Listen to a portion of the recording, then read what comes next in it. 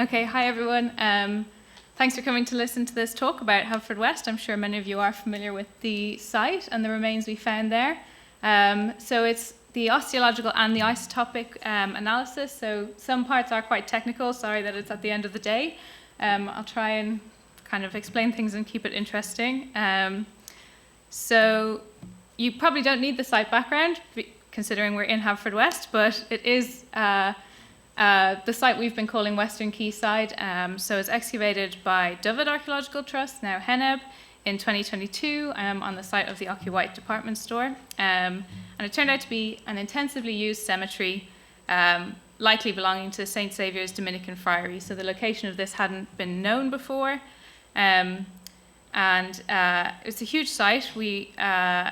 280 graves were excavated, and also copious amounts of disarticulated bone within the cemetery soil.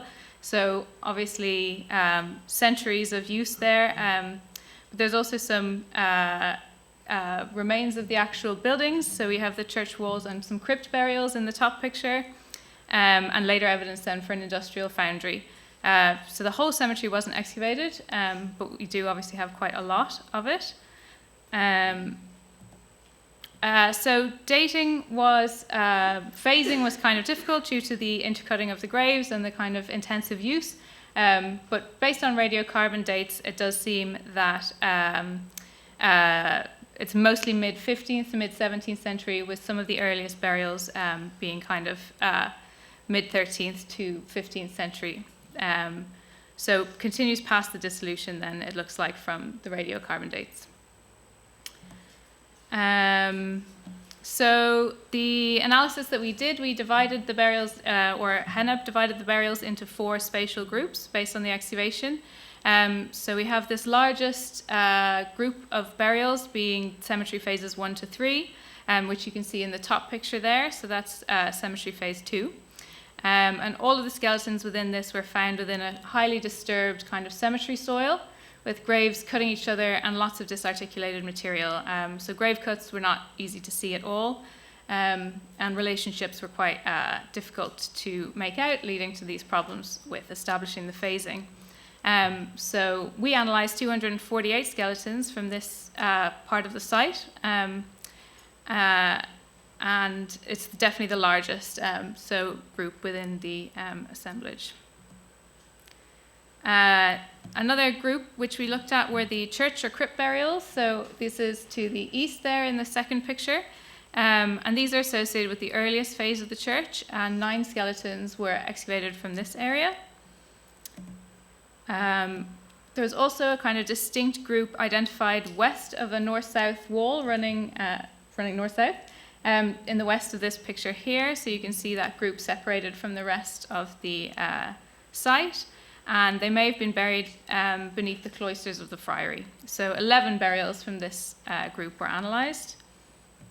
And then there was also a separate group from zone A2 of the site, which any relationship with the rest of the site was destroyed by a modern wall. So there's no idea of how they relate to them.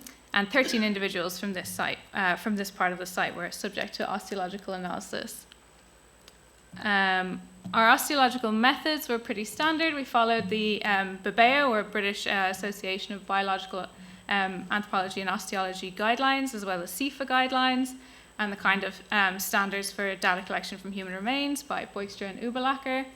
And this consists of skeletal and dental inventory, demographic information like age and sex of the skeletons, metrics and non-metrics for things like stature, robusticity, and then non-metrics for variation, kind of inherited traits and things. And we looked at pathology and trauma as well. So due to the extreme kind of size of the site, it was quite a big team looking at it. We had myself and my co-author and 2 other analysts as the human osteos, 4 student interns, and 3 dissertation students all over the whole project. We also did isotope analysis of 83 of the individuals to investigate questions of diet and provenance. And this, we looked at several different isotopes: carbon, nitrogen, sulfur, strontium, and oxygen. So for mobility, we were looking at strontium and oxygen from enamel. and this represents the early life period, so when the tooth forms, because it does not remodel then throughout life. So we should be getting some information about where the individual grew up. And then diet we looked at as well from both teeth and bones, so we could look at diet change throughout life. So carbon and nitrogen from bone and dentine. And the change throughout life then can kind of support the identification of migrants, where we see that their diet has changed, possibly from moving from one landscape to another. And if that coincides then with the mobility isotopes indicating migration. So we can see in the picture then we get the carbon, nitrogen, and sulfur from bone, but also from dentine, from the tooth root, and then strontium and oxygen from the enamel of the tooth. So our results, the kind of basic demographics of the site, we had 291 articulated skeletons with 23 disarticulated crania, which were given their own category, as it's not really clear whether their postcranial remains are still in the assemblage or what had happened to them. And they were quite complete, unfragmented crania. So in terms of the disarticulated assemblage, then we've analysed about 40% of this, which has resulted in an MNI, or a minimum number of individuals, of 50. So the kind of completeness and condition of the skeletons was really unusually good, especially for Wales, where we have quite poor skeletal preservation in general. So 76% of the articulated assemblage had good to excellent surface preservation, which is really unusual. And despite the intercutting that I mentioned, over half the articulated individuals were more than 50% complete as well. So we actually had quite a lot of the individuals surviving. Among the articulated individuals, we identified 138 adults, so about 47% of the assemblage. And of the remaining individuals, 112 were non-adults, which is 39%. And this is higher than most other medieval sites. And then within that as well, about half were in the young child age group, so between 2 and 7 years old. So that's really unusual. That's not really a time that we normally find a kind of peak of deaths in that age category. In terms of the site then being a kind of potentially monastic site, this age group is younger than anyone would be joining the monastic order, so it's like they are likely to represent lay population. And obviously we do have those dates continuing past the dissolution, so that matches up with that. Sex estimates were possible for 96 of the adult individuals, resulting in a ratio of about 5 to 3 males to females, so more males at the site than females, which is consistent with other Dominican friaries, which we can compare to. And when we look at the demographics then broken down by parts of the site, we find some quite striking differences despite the disparities in sample size there. So obviously cemetery phases 1 to 3 being where the majority of people were buried, and this is more diverse in demographic makeup. So we have juveniles, males and females, and unknown sex individuals from this part of the site.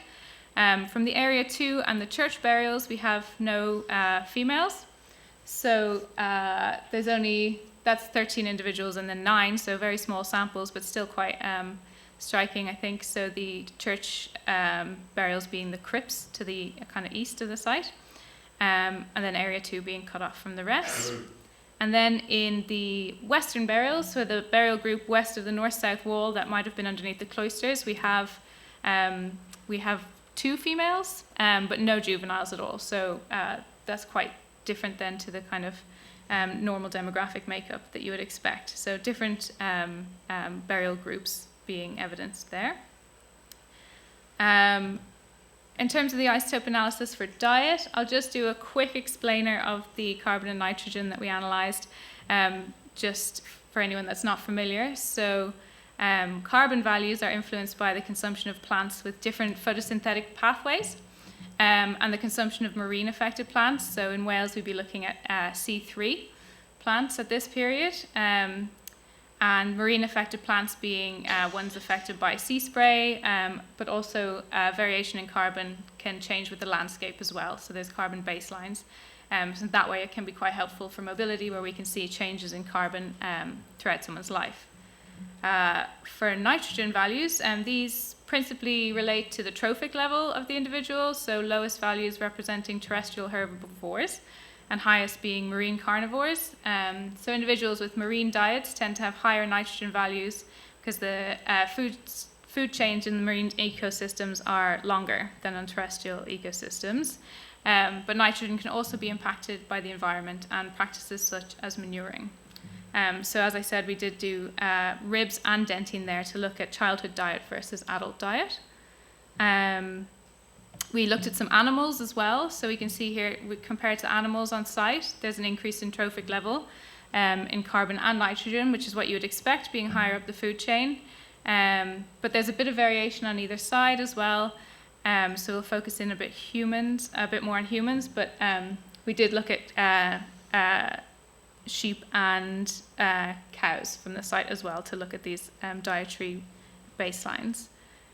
So focusing in on those humans, the majority of individuals from Western Quayside do have carbon values greater than the kind of minus 20 per mil boundary, which I've indicated with the dash line there, which would be anything to the left of that would be a completely terrestrial C3 diet. So that's why these animals go quite far to the left.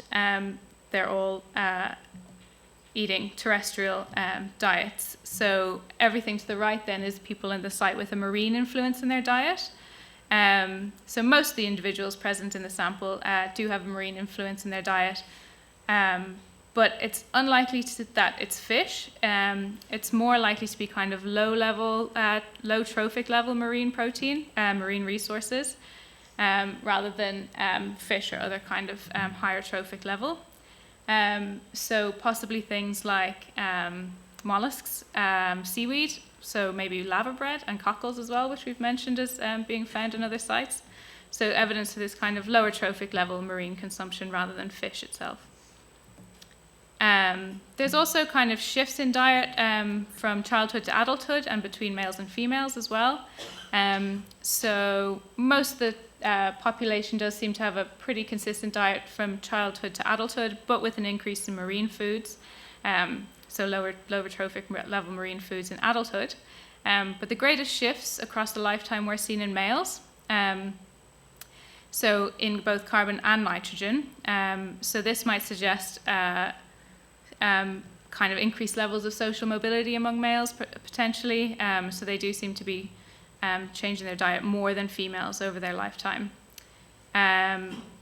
So either social mobility or potentially actually geographic mobility and migration, because that could also reflect them moving to a different community or area where they have a different diet. So potentially a kind of more mobile male community there as well. In terms of mobility, then, we looked at oxygen and strontium, as I mentioned. So just to very quickly introduce the oxygen reasoning. So it's principally controlled by climate, with a broad kind of east to west gradient of increasing values in the UK and Britain. But it's also being affected by foodways. So, for example, brewing and stewing of foods can lead to elevated oxygen values. And the mapping that's been done for oxygen has mostly been based on samples from the east of Britain, so it's not so well defined in Wales.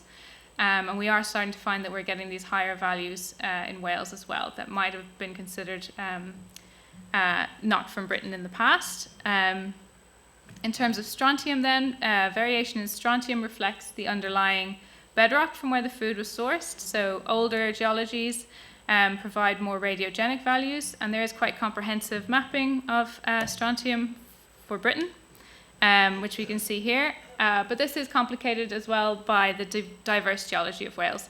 So you can have quite a lot of strontium ratios possible within the local area of one site. So if we look down at where Haverfordwest would be there, there's a few different options we could get, a few different colours that could all be considered quite local to the area. So that's why we kind of looked at so many different isotopes to hope that where one might be less informative, we might be able to combine them and see more about potential origins of individuals. So we also use sulfur.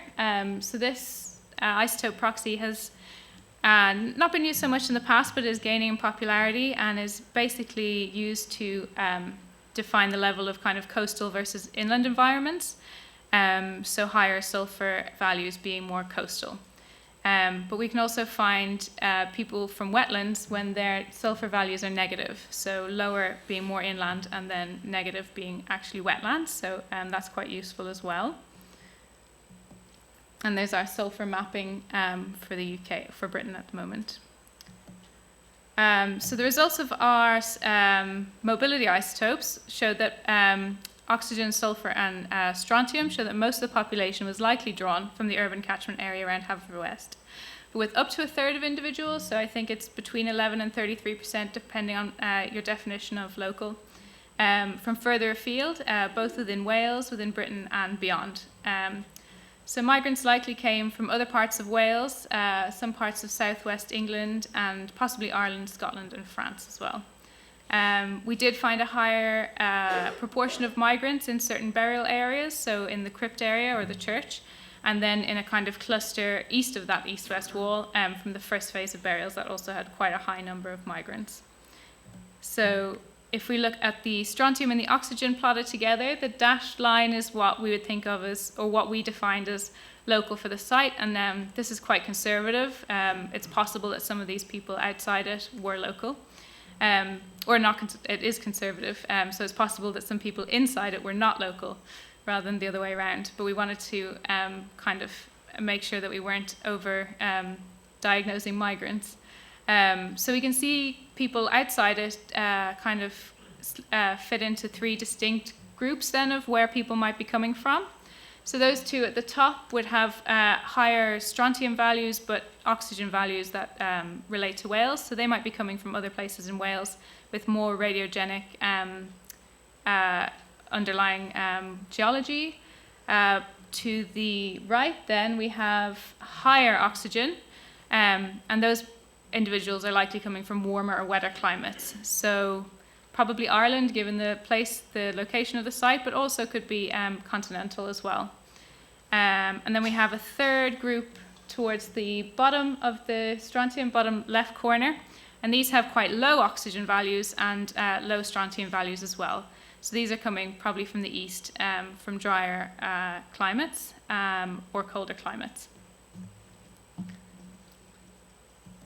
If we plot the sulfur and the strontium there, though, we can just see these two down the very bottom have negative sulfur values, so they look like they're coming from wetlands, and wetlands probably in England, so I think we're looking towards the east of England for those ones as well. In terms of health and disease at the site then, we found a lot of it, unfortunately for the people of Haverfordwest at the time.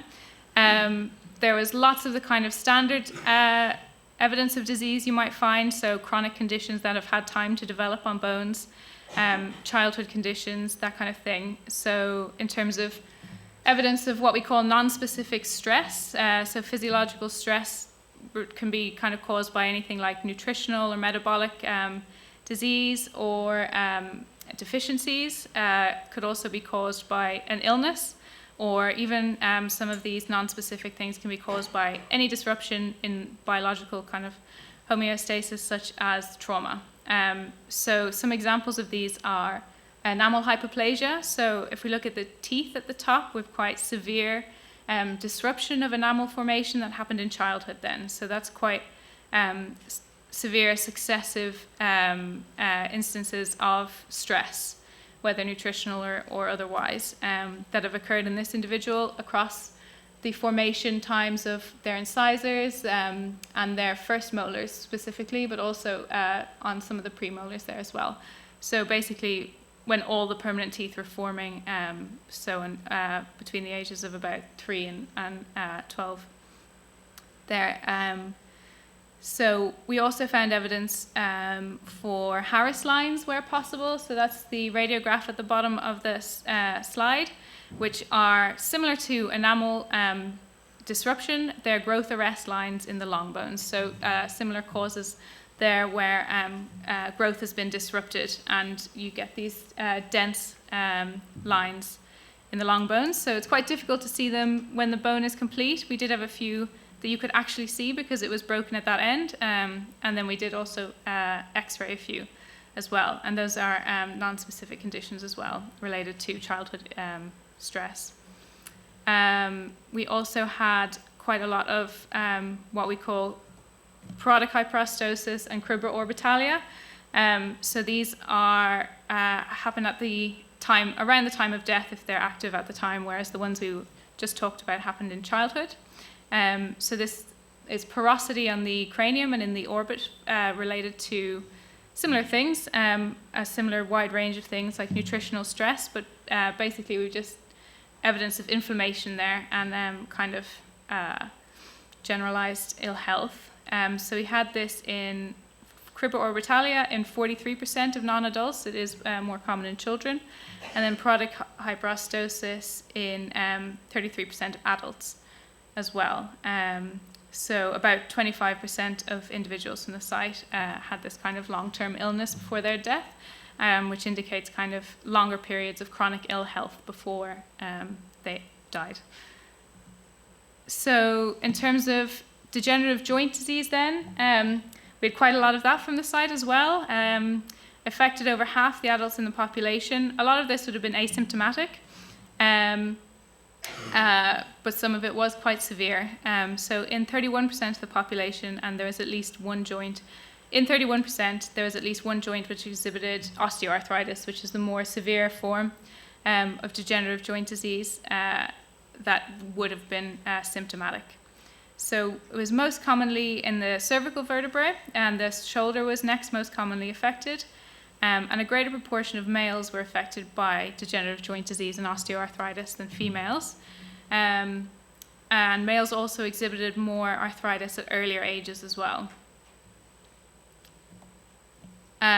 So some of the more specific conditions that we had, we have these kind of classic monastic afflictions, as they've been known in the literature, associated with rich diet and older males, such as DISH. So this is the picture on the left, diffuse idiopathic skeletal hyperostosis. And that is a kind of bone-forming disease, which ends up fusing your vertebrae together and creating a lot of bone around muscle attachment sites as well. And that has been associated with rich diet and kind of alcohol consumption and everything in the past. We have 4 individuals with DISH from the site, which is actually lower than normal from other kind of monastic or ecclesiastical sites. So, and we only had 1 individual with gout, which is quite unusual. So don't have a lot of disease related to these kind of rich diets or excess. We do have them, but not compared to kind of other monasteries. So we do have some other things at higher rates than other monasteries or other kind of sites, which is infections. So these are a lot of evidence for chronic, long-term, multifocal bone infections.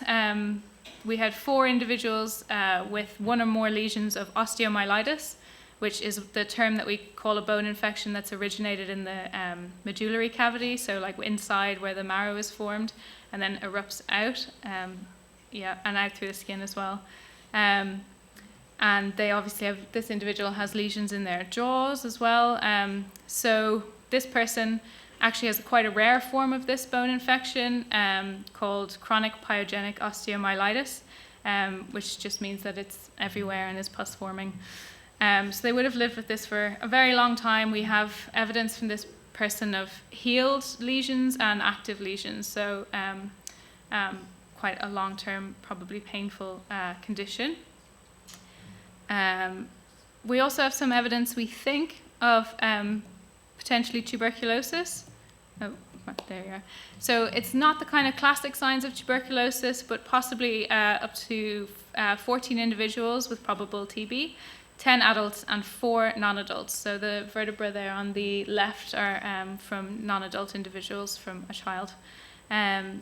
So these aren't the classic signs of TB. We don't have kind of rib lesions or other things, vertebral kind of fusion that might be associated with tuberculosis classically. But there could be a number of reasons for that. The people died before they could have experienced those extreme bone tuberculosis lesions. We had this lesions on the inside of the cranium then called serpens endocrania symmetrica, which have been associated with TB in the past. But it might be worth looking at kind of DNA in the future to confirm that diagnosis. We also had one individual with very diagnostic signs of acquired syphilis. This person is a young adult female, and her remains have the kind of classic textbook pathognomonic signs, including the kerisica, so the lesions on her frontal bone, and then that lesion on the clavicle. It's called a gumma lesion, and these were throughout the skeleton as well. And that is the tibia there with a lot of proliferative new bone forming a kind of what's known as a saber shin. And this is a kind of close-up of that new bone formation in reaction to the syphilitic infection, which is really characteristic as well. So this individual, like I said, was a young adult female, aged 22 to 30. She has been radiocarbon dated to the 16th, 17th century. In terms of her isotopes, there's no evidence for a different diet. She might possibly not be from Haverfordwest. She has outlying oxygen, so a bit elevated compared to what we would expect. So our kind of local range for oxygen went up to 19.5, so it is a bit higher, but maybe not hugely, and maybe was affected by the brewing and stewing that I mentioned before, so different dietary practices, as she only had outliers in oxygen, not strontium, sulfur, or any of the others, so we're not confident that this is a non-local individual. But she was buried in a group, so with a child and another adult, so skeleton 581 and 582 there. So buried with apparent care as well. We also had huge rates of, well, relatively large rates of trauma from the site. A lot of perimortem trauma, which you don't often find, so a lot that looks like the cause of death as well. But overall, the prevalence rate of 16% is actually lower than many other medieval sites, and we think this is affected by the huge number of children we have, so less likely to have cranial trauma from violence when they're children. So when we take them out, it's actually 30%, which is quite high. We do have quite low rates of postcranial trauma, so things like accidental trauma from falls is quite low. We have a collis fracture there that's healed quite badly, so somebody has fallen on their wrist and it's broken and then set in the wrong position. And we also have some embedded projectiles in this individual, in their femur. That looks like a bit of iron that has been embedded, so from some weapons, and the bone has reacted to it, so they have survived that, but we don't know for how long. So, as with many other medieval sites as well, males are more commonly affected by this trauma than females. The individuals with cranial trauma, both antemortem and perimortem, so stuff that's healed and stuff that probably happened around the time of death and was probably the cause of death, were all males. So we don't have cranial trauma on any females. And nearly half the males with some form of evidence for trauma had cranial trauma, 9 of which are antemortem, so 9 people survived their cranial trauma. 2 of these antemortem healed are probably the result of sharp force trauma, which you can see on the slide. So the one on the left is a cut to the back of the head, which is healed, and then a similar thing on the right there, if you can see, a cut to the back of the head that has displaced most of the back of the head, and it's still there, but it hasn't healed back together properly. And they also have a puncture wound that's healed to the left of that sharp force trauma as well. So that individual with the puncture wound and the healed, sliced off back of head is a male aged 30 to 50, and this person also had dish, so we were thinking maybe a rich diet, They also had, apart from their heel trauma in their head, had a broken jaw, broken ribs, and a broken hand, the specific metacarpal fracture known as a boxer's fracture. So a lot of fighting, but survived it all until he didn't. Anyway, something else in the end, probably. But with the isotopes, there were no outlying values indicating a richer diet, no kind of evidence of higher protein intake that might have caused the dish. Diet appears similar to the rest of the population, and they do appear to be local as well. So with that disease there, we might be looking at more genetic causes than diet. So to continue with our trauma then, this is the perimortem stuff. So the remaining 6 individuals with cranial trauma had perimortem cranial trauma, which means they did not survive.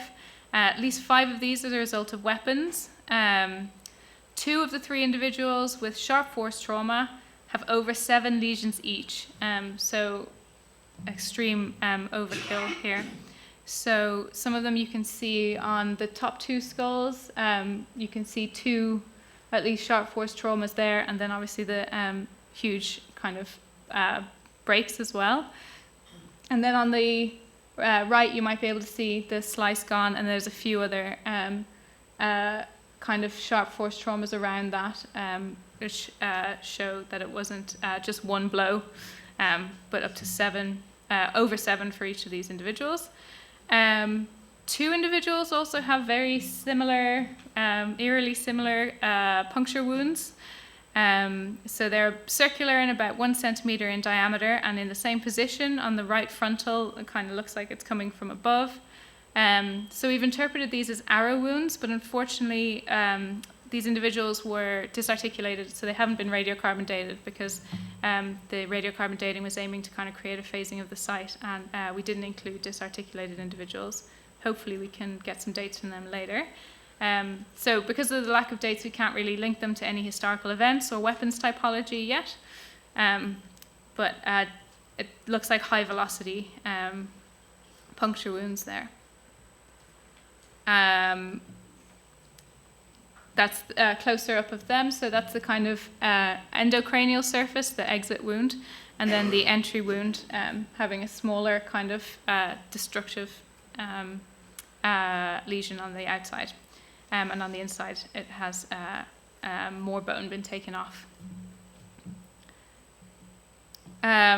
So because we were a bit curious about why all of these perimortem trauma crania were showing up in the disarticulated rather than in burials themselves, we did some more isotope analysis. So we don't have radiocarbon dates, but we did add some more isotopes of these individuals. We didn't do diet because we just really kind of wanted to answer questions about mobility, and because we don't have any ribs associated with these individuals, they wouldn't be comparable to the other bone diet values that we have. But we did have teeth from a lot of them, so we looked at strontium and oxygen. We did see among the articulated burials that there was more migrants in the cranial trauma. Those with cranial trauma were more likely to be migrants, so we were wondering if not being local is a risk factor for cranial trauma. But we didn't find that with these individuals. Out of the 4 disarticulated crania with perimortem sharp force trauma, 3 do appear to be local. 1 has an oxygen value of 19.8 per mil, similar to the individual with syphilis. So either from a warmer, wetter climate or maybe brewing and stewing. But we haven't got sulfur from the dentine of these individuals yet, so hopefully that would give us a better idea of whether this outlying oxygen value is actually representative of mobility or if it's just dietary affected. So to sum up then, or to try and integrate all of these different types of analysis we've been doing, to see what we can learn about the medieval and post-medieval population of Haverfordwest.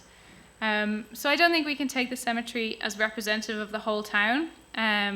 We do know the site was likely a Dominican friary at its early phases, and then both and at that time, both Blackfriars and laity would have been buried there. And then we do have so many remains dating to the post-dissolution period as well.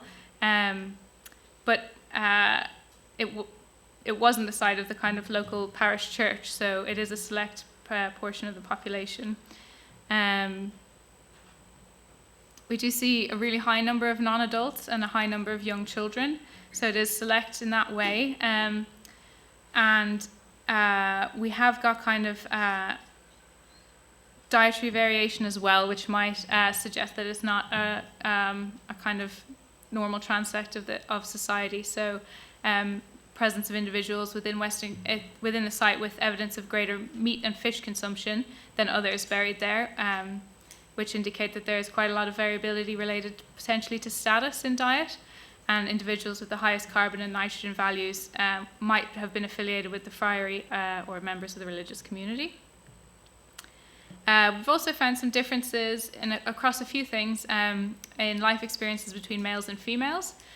So with more trauma and osteoarthritis among males, and that osteoarthritis beginning at a younger age, but also greater dietary shifts across the lifetime for males, which might represent greater social mobility. But this could also be biased due to the presence of the friary relative to kind of entirely secular urban populations. We did find that mobility and migration is quite common in this site, with up to 1/3 spending their childhoods beyond the immediate area of Haverfordwest. Although many of these individuals likely came from other parts of Wales, some definitely have strontium and oxygen values more consistent with Ireland, Scotland, and parts of continental Europe. The distinct or special burial places, such as the crypt, did exhibit some differences as well. So higher proportions of migrants in the crypt, as I mentioned, but unfortunately sample sizes are too small to kind of be confident about those patterns, but it does seem that there are distinct burial areas within the site based on the osteology and the spatial patterning.